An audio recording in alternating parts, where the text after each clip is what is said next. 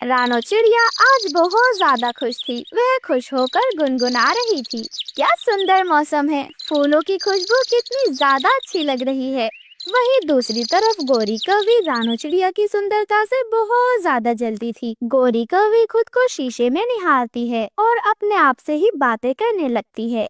आज मैंने कितना सुंदर मेकअप किया है, आज तो मैं रानो चिड़िया से भी सुंदर लग रही हूँ। और फिर मेकअप कर कर गौरी कवि नदी के पास चली जाती है। वहाँ पर मिठू तोता बैठा हुआ था। मोटी चोंच वाले तोते, देख मैं कितनी ज्यादा सुंदर लग रही हूँ। अब बता, क्या अब भी रानो चिड़िया मुझसे ज्यादा सुंदर है?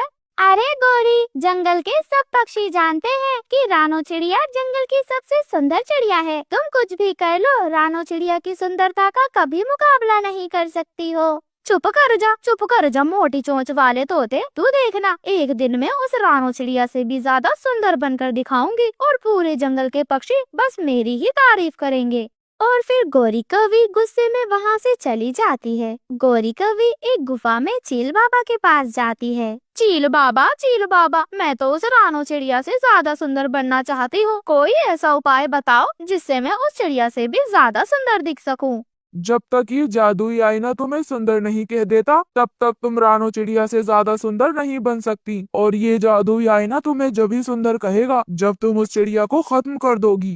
बाबा जी, मैं तो सुंदर बनने के लिए कुछ भी कर सकती हूँ। आप ये जादुई आईना मुझे दे दें। गौरी कभी वहाँ से जादुई आईना लेकर वहाँ से चली जाती है और फिर अपने घर जाकर वह उस शीशे से पूछती है, जादुई आईने बता, इस जंगल में सबसे ज्यादा सुंदर कौन है? और फिर उस शीशे में से एक जादुई रोशनी निकलती है। फिर शीशा बोलने लगता है, रानो चिड़िया जंगल की सबसे ज्यादा सुंदर चिड़िया रानो चिड़िया है। तो फिर मारना होगा, मुझे उस रानो चिड़िया को मारना ही होगा। गौरी कभी उड़ जाती है और रानो चिड़िया के पास चली जाती है। रानो चिड़िया झरने के पास बैठी हुई फूल तोड़ रही थी। गौरी कभी उसके पास आती है और उससे कहती है, चिड़िया बहुत बुरा हुआ चिड़िया, वो कबूतर पुराने कुएं में गिर गया। जल्दी चलो चिड़िया, हमें उसकी मदद करनी होगी। क्या ये सब कैसे हो गया? गौरी बहन आप रुके, मैं घर से रस्सी लेकर आती हूँ। रानो चिड़िया, उसकी कोई जरूरत नहीं है, तुम चलो, मेरे पास रस्सी है, तुम बस जल्दी चलो।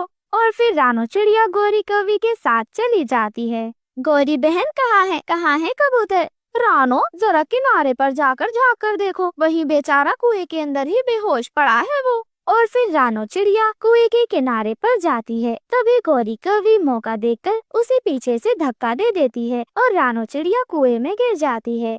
बचाओ, मुझे कोई बचाओ। आई बड़ी छोटी चिड़िया, अब मुझे जंगल में सबसे ज्यादा सुंदर बनने से कोई नहीं रोक सकता।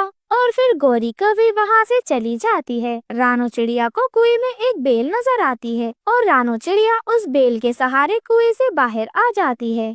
हद होती है मजाक की, आज तो उस दुष्ट कवि ने मेरी जान ही ले ली थी। वहीं दूसरी तरफ गौरी कवि उस आईने से फिर से सवाल करती है, जादुई आईने, जल्दी बता, अब मुझसे ज्यादा सुंदर इस जंगल में कौन है?